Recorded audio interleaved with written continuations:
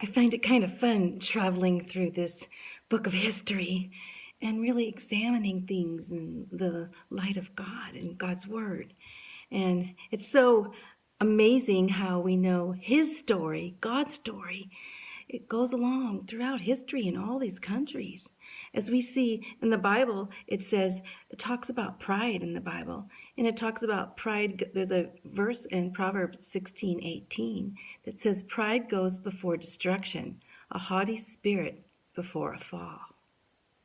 Did you notice that with the kings and queens and the emperors and the leaders, and how when one is of humble heart, then God shows up in the midst of the ruling of the people. And when someone is proud and arrogant, it tends to end up in destruction sooner or later.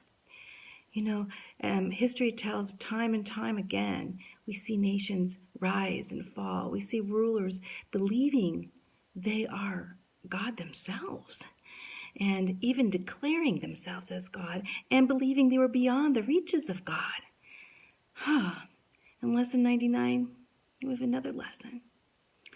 And this lesson, as I read it, I became a little bit, it was seriously hurt my heart, and just thinking of how religion can take over a whole nation, and a religion that does not believe in the true living God. I have to say that. And that's when I was looking at lesson 99. We see pride again, and we see a great ruler rise nationally in the late 1500s.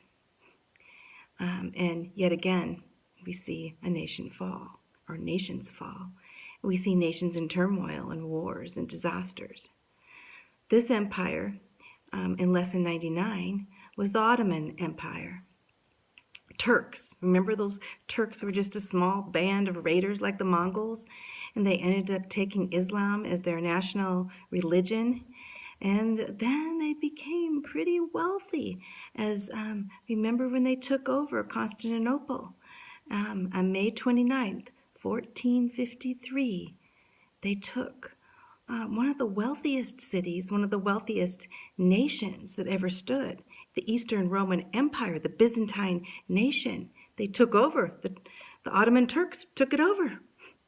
They went into this beautiful Hagia Sophia, and they made it into a mosque. They turned Christianity into Islam. And that was the last of Constantinople. If you go to Turkey today, it's an Islam nation. Muslim. So we're talking about a sultan, and he was the sultan of sultans.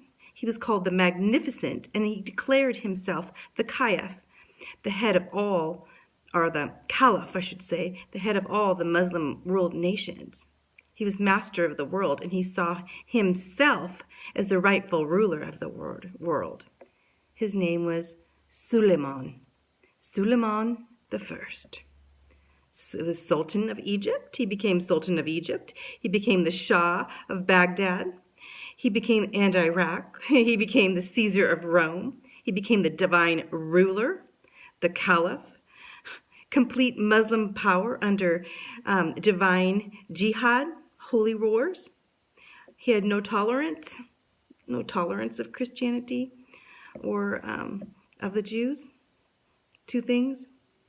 But he was the strongest ruler of his day in Europe and in the Middle East. And his strength, though, was measured in man's standards. And that's what history books do without God, is they measure history in man's standards, not God's standards. So how do man measure? Well, they measure in the lands ruled. Well, Suleyman, he controlled land in 3 continents, almost the whole world at that time. Wealth was extreme wealth. Suleyman means, if you would say it in another language, it would be Solomon. And remember, the Hebrew Solomon was the richest man in the world. But now we have Suleyman taking over, thinking he's taking over that space of Solomon. Although his father named him Suleyman. But anyway, as we go on, wealth. How do we measure wealth? How do you measure wealth? Maybe in the spiritual sense? I would think so. Well, his wealth was extreme, but not in sensually, spiritually sense, because he was pretty off, thinking that he was the head of the spiritual world. But his wealth otherwise was extreme. He had the Muslim control of Constantinople and all the wealth of Constantinople, which was huge. He had extreme wealth of the Muslim nations in Africa, and some of them, they were extreme. They found gold and all, and Muslim controlled. He controlled Saudi Arabia and Medina and Mecca. In fact, he built huge mosques there. Accomplishment, he was considered the lawgiver, and unified the Muslim world. He took over parts of Europe and Hungary, back and forth. He took over the country of Hungary and fought with Austria. He wanted control of the entire European realm, which included, Spain, France, Portugal, all of them, and they fought constantly against Muslim control. In art, he was supreme. He was considered the greatest Muslim poet of all time. And he studied the arts. He studied philosophy and music and painting and calligraphy, writing. And as for architecture, he built the most beautiful, beautiful buildings. And his architect was one of the best. And he replaced a lot of the churches with mosques. So when you think of wealth, Suleyman was probably on the top level of the wealthy rulers of all time. Well, Suleyman, he was born in 1494. He took over power in 1520. These are the years we're talking about. In 1566 is when he died.